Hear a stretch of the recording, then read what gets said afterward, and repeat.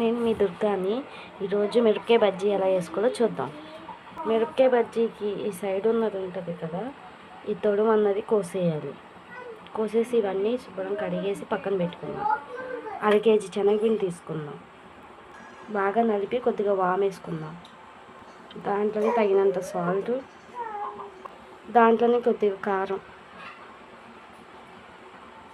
దాంట్లో కొద్దిగా తినే సోడా వేసుకుందాం. ఇప్పుడు ఇదంతా బాగా కలుపుకొని వాటర్ పోసుకొని బజ్జీ పిండికి దాకా కలుపుకోవాలి. ఈ పిండిలో తగిన నీళ్ళు పోసుకొని జారుగా కలుపుకుందాం బజ్జీ పిండిలాగా.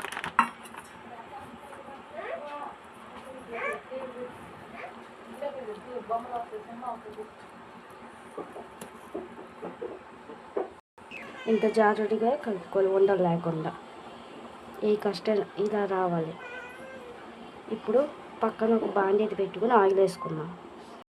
స్టవ్ వెలిగించుకొని బాండీ పెట్టుకొని దీనిలో తగినంత నూనె వేసుకుందాం.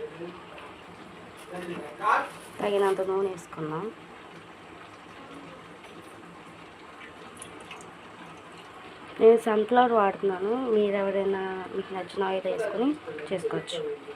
సన్ఫ్లవర్ అయితే కొద్దిగా తక్కువ లాగిద్ది నూనె, అందుకని సన్ఫ్లవర్ వేసి మంట హైలో పెట్టుకుని కొద్దిగా నూనె వేడెక్కాలి. కొద్దిగా పిండి వేసాను ఫ్రెండ్స్, కానీ ఇంకా నూనె వేడెక్కలేదు. కొద్దిగా వేడైనాక బజ్జీ వేసుకుందాం. వేడెక్కింది ఫ్రెండ్స్, ఇప్పుడు బజ్జీ వేసుకుని చూపిస్తాం.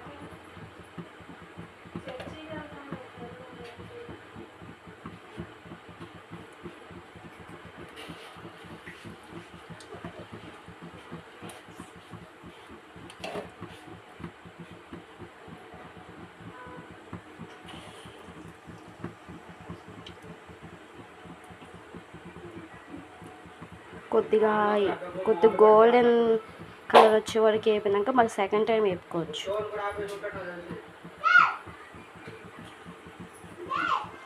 ఇలా బజ్జీలు మొత్తం వేసుకొని గోల్డెన్ కలర్ వచ్చే వరకు వేపుకుందాం.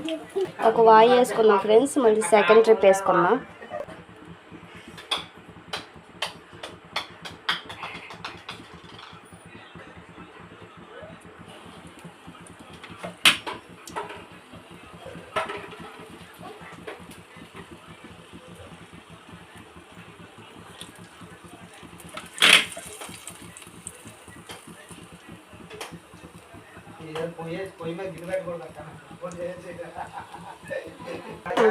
స్పైసీ బజ్జీ.